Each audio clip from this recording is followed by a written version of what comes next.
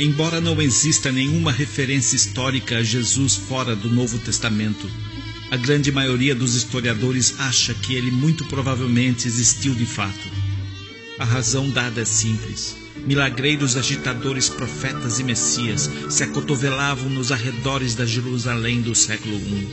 Jesus deve ter sido apenas mais um entre muitos, um pregador insatisfeito com a dominação romana e com os descaminhos do judaísmo.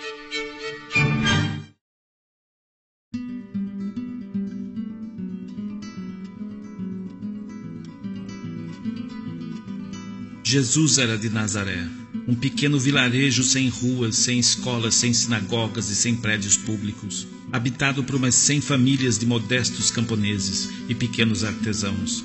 Uma aldeia tão diminuta que os primeiros registros de sua existência só apareceram no século III.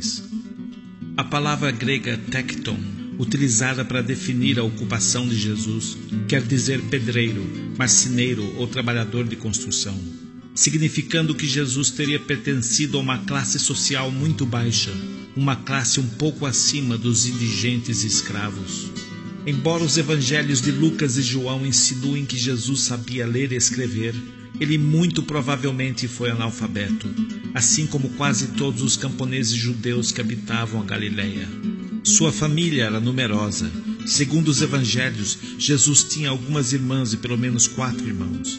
Há indícios de que até mesmo enquanto vivo, corriam boatos que ele fosse bastardo. O filósofo grego do século II, Celsus, afirmou que muitos contemporâneos de Jesus acreditavam que ele fosse filho de um soldado romano de nome Tibérius Pantera. Além disso, no Evangelho de Marcos, o primeiro evangelho escrito, há uma passagem intrigante em que Jesus é identificado estranhamente como apenas filho de Maria, e não de José, tal como mandava a tradição. Em nenhum momento dos 4 evangelhos, sequer uma única menção é feita a seu estado civil. No entanto, vale salientar que na Palestina do século I, não ter uma esposa seria algo inusitado para um judeu de 30 anos. O celibato era raro naquele tempo e naquela região. Jesus, sendo um pequeno artesão, não encontraria trabalho facilmente na modesta Nazaré, cujos moradores mal conseguiam viver acima da linha de subsistência. Jesus e seus irmãos provavelmente tiveram que procurar trabalho em Séforis, uma cidade maior a 7 quilômetros de Nazaré, que estava sendo revigorada por Herodes Antipas, governador da Galileia. Herodes morou em Séforis até os meados da 2ª década, e Jesus certamente ouviu falar do homem que mandaria executar seu amigo e mentor João Batista, e logo após também tentaria matá-lo.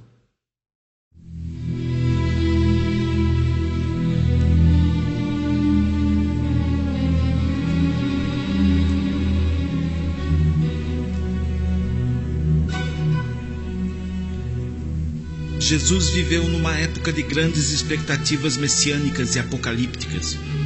Sua doutrina, que era uma versão melhorada das pregações de João Batista, não era nem original nem inovadora, e estava muito longe de referir-se à humanidade como um todo. Jesus foi um judeu interessado apenas em questões judaicas, numa época de insurreições e desesperança para os judeus. Havia dezenas de agitadores, milagreiros, profetas e pretensos messias, ligados a diferentes facções religiosas, perambulando pela Palestina, aliciando adeptos, fazendo supostos milagres, instigando revoltas, profetizando o fim dos tempos e a chegada do reino do Deus judaico. Quando se tornavam uma ameaça para Roma, esses agitadores eram capturados, julgados e crucificados, e seus adeptos perseguidos e presos. Jesus foi um desses muitos candidatos a Messias. Sua entrada em Jerusalém montado num jumento e a inscrição colocada pelos romanos na cruz são indícios de sua aspiração. Rei dos judeus, sucessor de Davi, o Messias prometido. E sua investida contra os vendilhões do templo demonstra que estava comprometido na luta contra a servil e corrupta elite judaica e, portanto, contra o domínio romano. Assim como vários outros profetas que pregavam na Palestina, Jesus foi apenas mais um Messias fracassado. Não libertou Israel do jugo romano, não inaugurou um período de paz e prosperidade para os judeus, não construiu o terceiro templo, não deixou descendência, não restabeleceu o sinédrio e morreu humilhado e crucificado pelos romanos. Jesus não preencheu nenhum dos requisitos que o teriam qualificado como Messias, pois a ideia de um Messias humilhado, morto e ressuscitado nunca existiu no judaísmo, apesar de quase 2 milênios de apologética cristã tentando provar o contrário.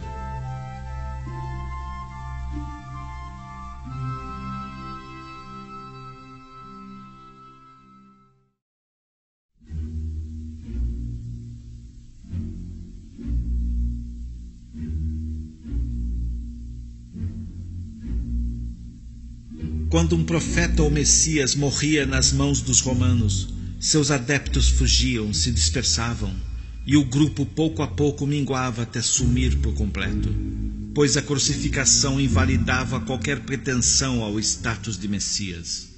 Mas isso nem sempre acontecia. Algumas comunidades continuavam suas práticas e credos, tal como foi o caso dos adeptos de João Batista.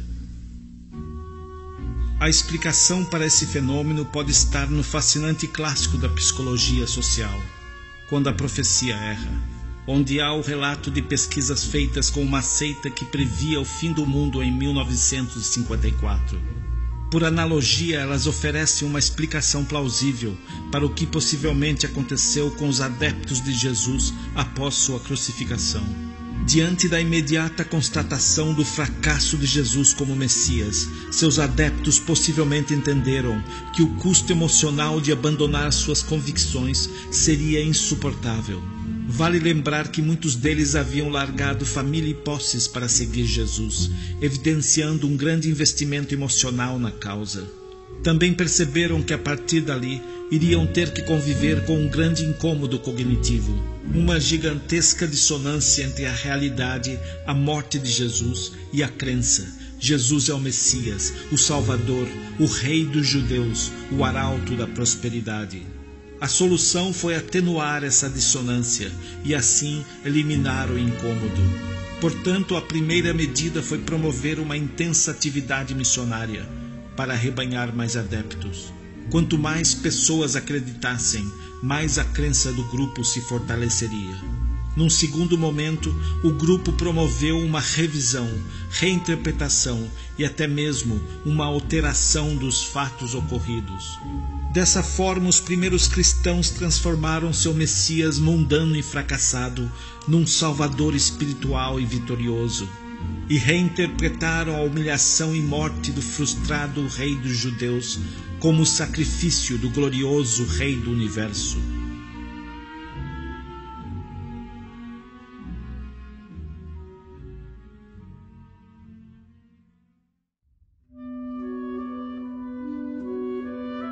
Nenhum dos livros do Novo Testamento foi escrito por pessoas que conheceram Jesus.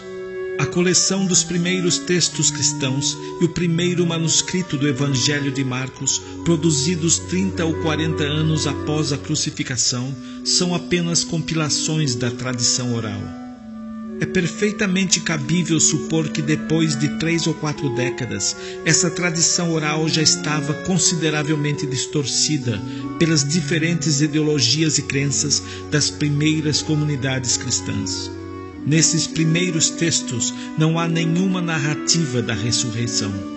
As primeiras referências foram acrescentadas aos evangelhos 6 décadas depois de quando supostamente aconteceu. Tal como acontece com várias passagens dos evangelhos, não há qualquer sombra de dúvida de que a narrativa da ressurreição foi inventada. O desfile de mortos-vivos pela cidade de Jerusalém, descrito em Mateus, atesta claramente o caráter fantasioso do episódio. Nas primeiras décadas após a crucificação de Jesus, o cristianismo nascente era um fenômeno exclusivamente judaico. Os gentios, para serem aceitos como cristãos, tinham que primeiro seguir rigidamente as tradições hebraicas. No entanto, essa situação mudaria após o apedrejamento de Tiago, irmão de Jesus e chefe da igreja cristã de Jerusalém no ano 62, e a destruição do segundo templo no ano 70, quando os judeus se tornaram párias em toda a Palestina. Foi nessa época que a divisão entre cristianismo e judaísmo começou a vigorar, e novas passagens começaram a ser inseridas nos evangelhos no intuito de distanciar o cristianismo de sua origem judaica. Hoje, a grande maioria dos historiadores afirma que o primeiro evangelho, o de Marcos, foi escrito para o público romano. O objetivo era amenizar o caráter judaico, subversivo e insurgente de Jesus e seus adeptos, retirar dos romanos a responsabilidade pela crucificação e impingi-la aos judeus. Isso fica evidente quando Pilatos aparece nos evangelhos como um prefeito inseguro e bem-intencionado, quando na verdade eram públicas e notórias sua extrema depravação, seu ódio à tradição judaica e asco do povo judeu. Pilatos mandou crucificar milhares de judeus, sem nenhuma forma de julgamento ou consideração. O tratamento diferenciado que ele supostamente dá a Jesus é bizarro e evidencia que o episódio todo não passa de pura ficção.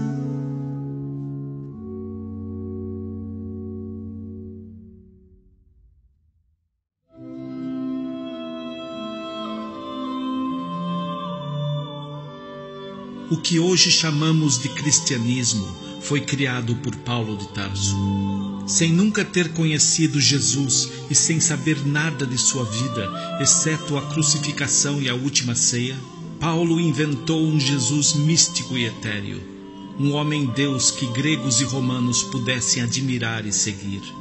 Paulo criou uma doutrina tão esdrúxula que nem os primeiros cristãos e nem o próprio Jesus se identificariam com ela. No entanto, Paulo resolveu a contradição entre a humilhante morte de Jesus e sua missão messiânica. Transformou o pobre e letrado, tempestuoso insurgente, derrotado e humilhado Nazareno, num Deus vitorioso de bondade e justiça. O Jesus histórico, o homem por trás do mito, pode ter sido, como muitos de sua época, um insurgente contra os romanos invasores e os judeus subornados e complacentes. Talvez um defensor da liberdade, que prometia ao povo judeu subjugado um futuro de paz e justiça. Talvez um zelota fanático, um rebelde indignado com a maneira que as famílias sacerdotais conduziam o templo. Uma coisa é certa, o Jesus histórico não foi um ser sobrenatural, e muito menos um Deus ou filho dele. Foi apenas um mero mortal, como todos nós.